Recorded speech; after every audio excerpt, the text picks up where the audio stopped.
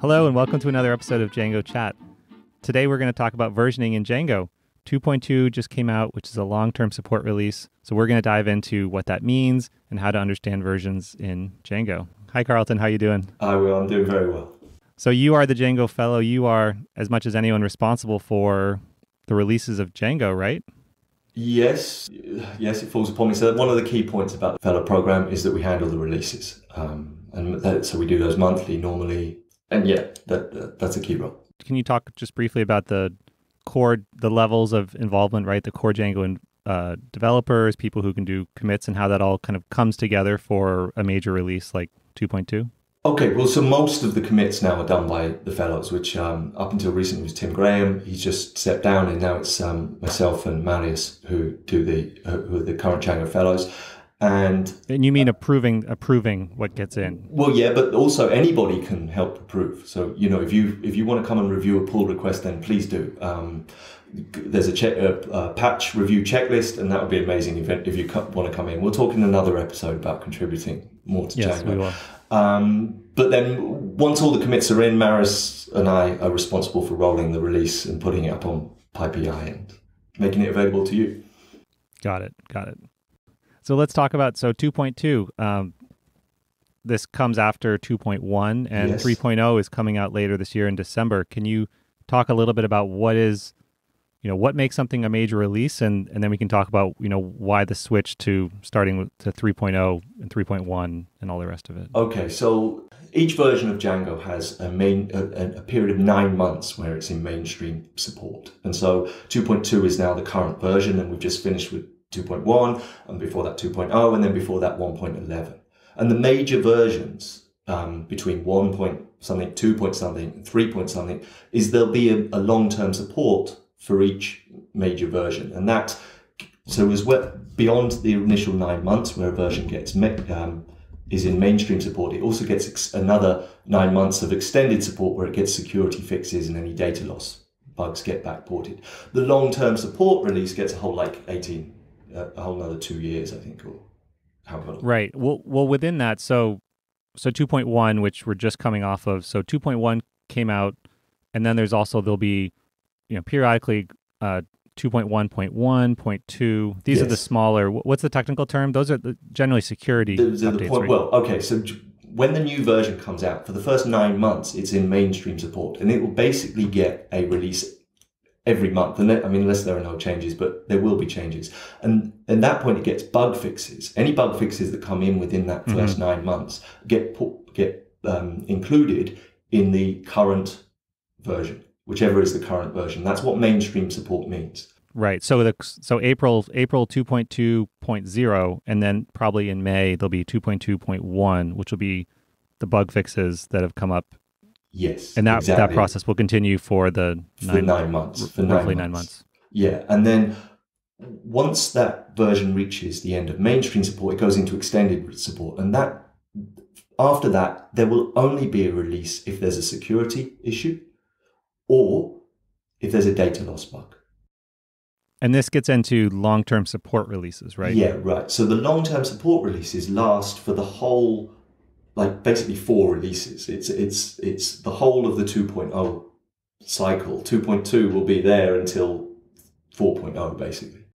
Right. In the same way that 1.11 was the previous long-term support release. Yeah, so 1.11 has continued to be updated for 2.0, 2.1. Yeah, and I think that's got another 9 months to go even now. Yeah.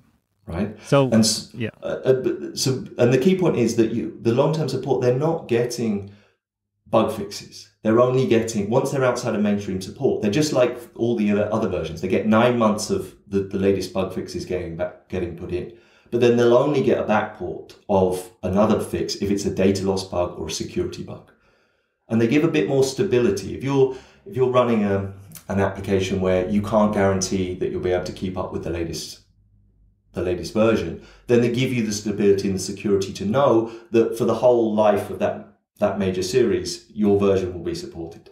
2.2 will be current all the way through till the next long-term support at the end of the 3.0 series, or the 3.x series. So you can stay on that for 2 years or 3 years. Which I think a lot of companies do to. Yeah. And yet we've discussed this, privately. It's worthwhile to stay up to date, not just stay on the long-term Yeah. support release, but to and Yeah. so we've talked about what are the highlights for Okay, the so reasoning the for key that, right? point Because the is company's sitting there saying this takes time, I don't have time. okay, so back in the day, maybe updating between Django versions was a serious thing. There were quite a lot of breaking changes, and it was difficult to update. These days, we're much more conservative, and this is one of the great things about Django is it being because it's a mature framework. People sometimes think that means it's boring. No, that means it's really exciting. Why? Yeah, that means it won't break on you. It won't break on you. So we are really careful about not introducing breaking changes. And if we do, they're well documented and they're small, and there's a deprecation policy. And what does that mean? It means that if we're going to get rid of a feature, it won't be got rid of immediately. It will be in the version which, so say we introduce a deprecation now in 2.2, it will be pending deprecation in 2.2. It will be deprecated in 3.0, and it'll only be removed in... Right, and we're going to link to this in the notes. There is a way to run Python and see these deprecation warnings before it fully breaks. I mean, because this is a point. There's a lot of people are still on Django 1.5, and so if 2.2 comes out, certainly I've done this before. You say, oh, okay, I'll just update to 2.2 and fix everything that's broken. But as you have educated me, that is decidedly not the way to do it. Well, because if you go 1.6 with flags and correct things, then 1.7, right? This is the recommended way to... Yeah, I mean, to get all the way from 1.5, you've got to dedicate some time. But let's say you're on 1.11. Yeah, okay? 1.11. That's more real. You're on a supported version. If you're not on a supported version, well, okay, there's time. But the general policy is the same. It's just going to take you longer. So from 1.11, run with the deprecation warnings enabled. So a pending deprecation warning won't show by default. So you have to run it with this W flag. You can either run it with D for deprecations or to get all so this would be like run. So Python manage.py run server. Yeah. Okay. So instead of running manage.py run server, you have to run Python with the W flag. So WD for deprecations, and then manage.py run server. So you have to invoke Python. And again, we'll link to that so people can see that. But then it will then show the deprecation warnings. And so on the version that you're on, run it with the warning flags enabled, then fix those deprecation warnings, then upgrade not from 1.11 to 2.2, but 1.11. Well, okay. So in theory, right? In theory, you can upgrade from one LTS support to the next LTS support without having to go on all the hoops. That's the idea behind them. But whether or not you can, practically speaking, you're better off to go. You're better off to go to the next minor version. So 2.0, fine. Run again with the warning flags enabled. Fix any warnings. 2.1, same again. 2.2. Yeah, I think these deprecation warning flags are a very underutilized feature. Right, and the key point is, if you do this, and this is where Django is so exciting, that if you could do this process, once every 9 months, you can allocate a day or whatever to installing the new version, turning on the flags, making sure it's all fixed, installing the new versions, grab a coffee, read the release notes, because there are copious release notes. Yeah, which we'll also link to for every version. Yep. Right, and they give you all the breaking changes, and and the upgrade process is actually these days very smooth. Yeah, it's a lot smoother than it was, and you also of course you have tests in your project, right? So you can run your tests.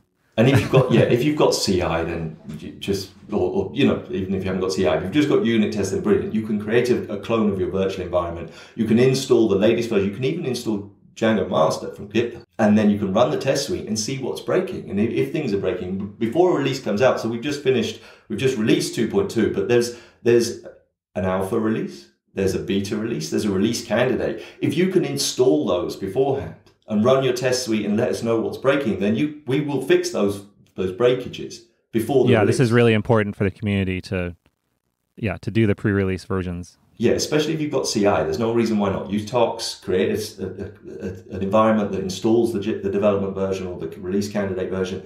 Run your test, let us know if something broke that wasn't meant to. Yeah, and we're going to do a whole separate episode on testing and continuous integration and Tox. There's a whole number of other services, but the takeaway is you should have this. Yeah, But we'll cover how you can do it. I mean, this is something I'm spending quite a bit of time in my new book, Django for Professionals, talking about how to do this because it's not always well documented.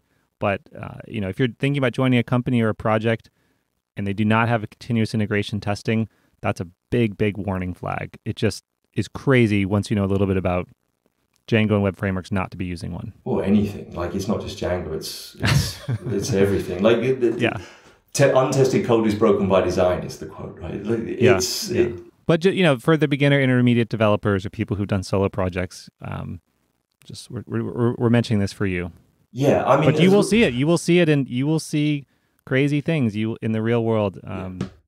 But for me, you've got to test the code somehow, right? So you can either open up your browser and load up the page and click through manually, in which case every time you come to test it, you've got to go through those manual steps. Or you can take the time to write a unit test of some kind, be it using a browser driving like Selenium or something, framework like Selenium or something like that, or just a unit test in pure Python code.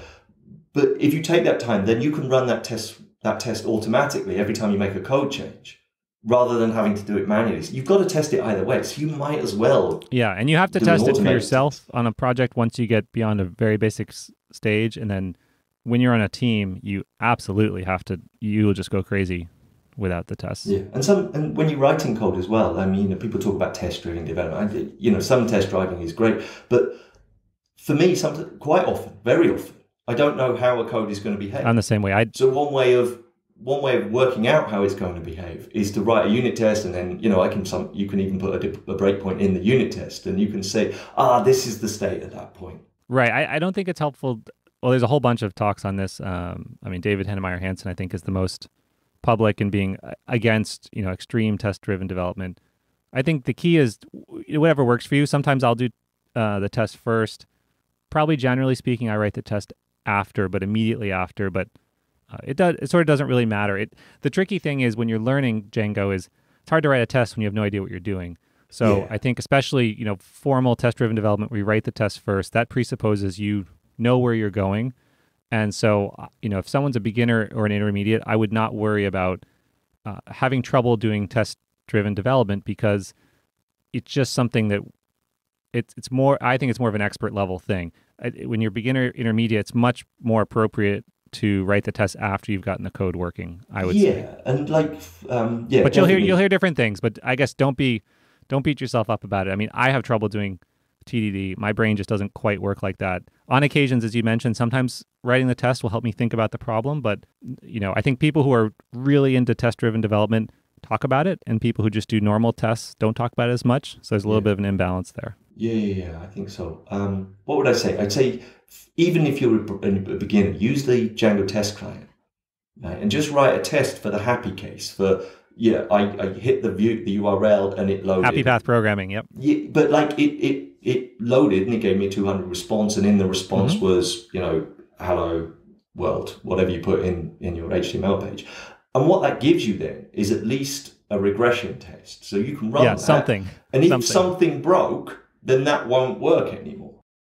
Yeah. Well, and since we're talking about tests, just at least for me, I typically will start with, do I get a 200 response? Check the template. Am I using the correct template?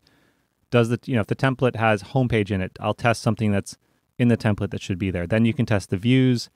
So you can go through, you can test the templates, test the views, the URLs, test the models. It's helpful. Yeah. We'll do a whole thing on it. Yeah, and say you added, a method to your model, a property to your model that calculates something. Well, just write a test for that. Did it work? Well, there's two ways of checking did it work. You can open up the shell and call it by hand, or you can write a test that does the same thing. It's actually a little bit lazier it's lazier to write the test rather than having to keep manually doing it. Yeah, exactly. So, all right. Well, let's move on slightly though. So Django 3.0.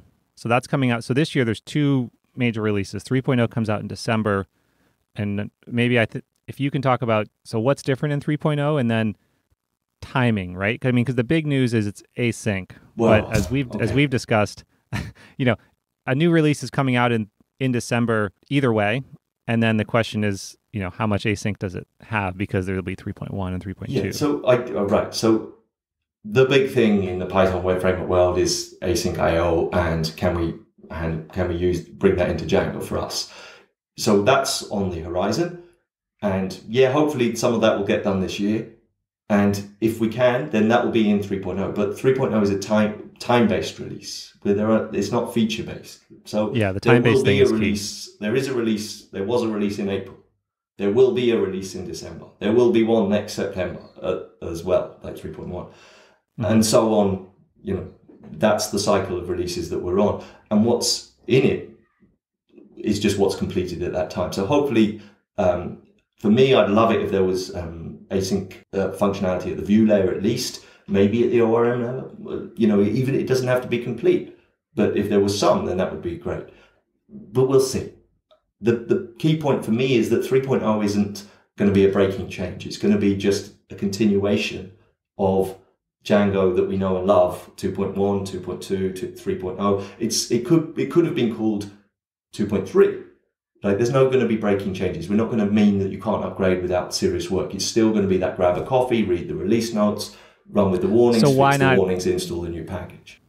So why not call it 2.3? What was, I guess, and this speaks to the question of, so who decides, right? Who, if you can speak to, so who says we're going to go 3.0 and it's going to be in December? Because there is a roadmap, but how does that roadmap get developed? So the idea was that there would be a LTS, a long-term support release at the end of each major version, and then we would bump the major version for each LTS. So the 2.2 is the last 2.x release, and that's the long-term support until, I guess, 3.2 would, you know, I don't know what the roadmap looks at the end of 3.0, but the release before it goes up to 3.2 as the long-term service release in okay, so there you are. So April there's 3 releases 20, and then the LTS, right? And so 4.0 will just be the release after the next LTS. Oh, okay. Right, and that was the idea, was to number it that way. But there's no... But who's deciding this? Can you just talk about sort of the governance of Django? Like, I mean, you are the Django fellow, but who do you work for? Who do you answer to? Well, this was I answered. Well, you know, I'm contracted by the Django Software Foundation, who are the custodians of Django, and you know they do all the fundraising. So that's the nonprofit in charge of exactly. But the people who govern Django are the people on Django developers. The Django developers mailing list is the place where Django is governed. And there historically has been a thing called Jango Core, which was the people who contributed. They'd be invited to Jango Core, but that is in the process of being dissolved and will be dissolved this year, and that will be replaced by governance amongst the wider community. A lot of the Jango Core members are retired. That, you know, they're not really active in Django anymore, and yet it makes it look as if there's 50 of them. Well, there's not. There's half a dozen people really that maintain. Right, and there's also, I know, efforts to have that group reflect the community, which is pretty global at this point. Yeah, and you know, it's a lot of Americans, a lot of Europeans, a lot of men, and Django is a much more diverse community than that, and it wasn't represented in Django Core, which is populated by people who've given a lot in the past to Django, but a lot of them have moved on or aren't active now. And so there's a feeling that Django Core is not representative. So that will be phased out. And then the management of Django will really occur on the mailing list amongst anybody can join that, and anybody can contribute and offer their opinion and, you know, join in the discussion. And then ultimately beyond that, the Django Software Foundation, the board of the Django Software Foundation will have a supervisory role. You know, they would be the court of last appeal, I would guess, or however you phrase it. Well, this is actually we'll link to your talk from DjangoCon US in the fall. Where, what was the title of that again? Your framework needs you. Right. Where one of the points you made, and I think you showed the graph of the fact that it's really half a dozen people who do the overwhelming majority of work, and then there's a very long tail. Right. Yeah. And so it seems like, you know, millions of people use Django. It's this amorphous thing, and yet it's yourself and a small handful of other people who really make it happen, and basically largely unpaid too. So there's I mean, you're paid, the fellows the fellows contracted, but other than that, it's volunteer work. But you know, there are a few major contributors that that if you quiz them directly, well, it's part of their work. You know. Right. Well, yeah. Right. Yeah. Well, because that's the other thing of who are these Django Core people? It is a mix of individuals at larger companies, and then quite a lot of consultants actually, or individual contractors. Yeah, because people are using Django and they want it to work well and they want it to work for them and they've built their business around it. Right. And in some ways, I guess that's the dichotomy, is if you're on a major, say you're at a huge company, you're getting paid by your employer to dive in and solve this particular issue that will generate the community. Whereas if you're a consultant and you're building a dozen new Django sites, in some ways you're more apt to be able to try out and use the new features and put them in practice more so than a more established site. Yeah, I mean, big installations, they have trouble keeping up with what, I say, it's just a day to update. Well, yeah, kind of. Like, if you've got some giant thing, then maybe it is. Right. I've seen here in Boston, the Django Boston meetup, people who are very experienced developers on huge projects, and they literally haven't started a new Django project in years. Yeah. In a production sort of setting. So there's no one can do everything. There's so much to do. No, I mean, again, though, I still think that you're buying, like, the analogy I always use is you're buying a car, not an ornament, right? And if the amount of maintenance when you use Django, when you build any piece of software, right? Okay. And like a car, it needs maintenance. You can't just put it on the shelf and look at it. If things will break, and there will be security issues, and there will be operating system updates that require you to install the latest versions of libraries to keep running. Bit rot. It really happens. And if you don't maintain your car breaks down. And if you don't maintain your web application will break down. And it really is a small amount of time that you have to allocate each month, each 9 months, each major release. Mm-hmm. Allocate that time, upgrade your application, and then not only does your car keep running, does your web application keep running, but you can benefit from all the new features. And it will save you time. I mean, it will help you hire, because you and I have both worked as consultants. If I see a code, I just had this very recently, a 1.5 code base, and I go, I don't want to fight with that. No, it makes you weak. if I have a choice. Yeah. I mean, I think what's more common is you'll have a code base that's old but has at some point customized and gone off of Django. Yeah. Again, I just had a conversation before we recorded this with someone. He's on 1.5. They had developers who built something custom, and now they don't know how to keep up. Yeah. So I think that's probably a little more of why companies are resistant and get so far behind, is because you have that custom features and. Yeah. But it's difficult to allocate the time. It's like, there's always a backlog of features. There's always a backlog of bugs. There's always unrealistic deadlines being set, and the maintenance just doesn't get done. It's technical debt. Yeah. That's the story of software, right? But if you are a somewhat technical manager and you are trying to hire, just for hiring alone, update Django. Update. I mean, I was just at it last week. We're going to do an interview with a company that's big, growing company, and they are on the latest release of Django, and they allocate the time, and they're trying to hire 30 engineers this year, and they're going to have a lot easier time saying, we are up to date. Yeah, no, entirely. Than saying we're on whatever version because we don't have the time to do it. Yeah, and it tells you something. It tells you something. If I don't want to upset anyone, but it does tell you something about the company if they can't. It's a cleanliness test of the to maintain the product. Technical debt is real, and if it's not managed, it comes out of hand, and you end up in a position where your day-to-day work is not enjoyable because you're polishing this thing. Your lemon of a car instead of a brand new or maintained. You're driving a car which is leaking oil over the road. Right. Yeah.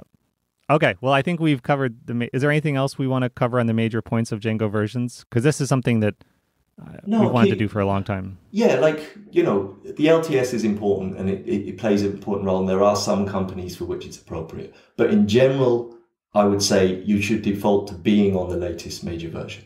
And you must allocate that time every 9 months to update it.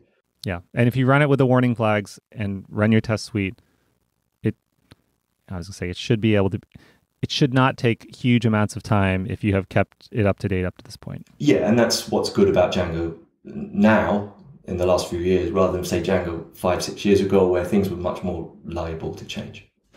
Yeah. Great. Awesome. Well, okay. As usual, You can leave comments at our website, djangochat.com, or on Twitter at chatdjango. And we'll see you all in the next episode. All right. Bye-bye. Bye.